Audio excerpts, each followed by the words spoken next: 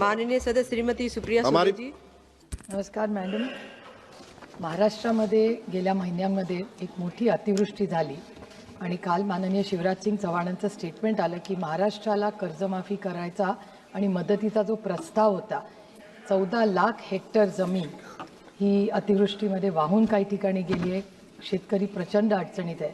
पण हे दुर्दैव आहे की कालच्या शेती मंत्र्यांचं कालचं स्टेटमेंट होतं की महाराष्ट्र सरकारकडून काहीच प्रस्ताव अजून आलेला आहे.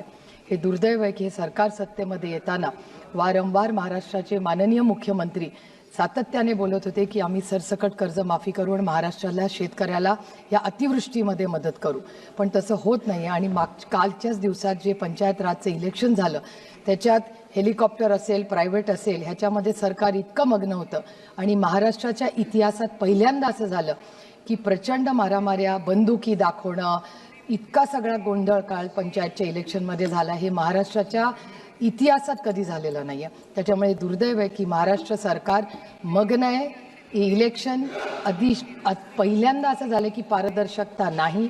इलेक्शन कमिशनबद्दल महाराष्ट्र मुख्यमंत्रीही बोललेले आहेत की त्याच्यात व्यवस्थित काम नाही. त्याच्यामुळे एकीकडे शेतकरी अडचणीत आलेला आहे, त्याला न्याय द्यायचं काम होत नाही. तर माझी भारत सरकारला विनंती आहे की महाराष्ट्रामध्ये झालेला हा सगळा सावळा गोंधळ इलेक्शनमधला, पंचायतमधला, हा इतिहासात पहिल्यांदा झाला आहे.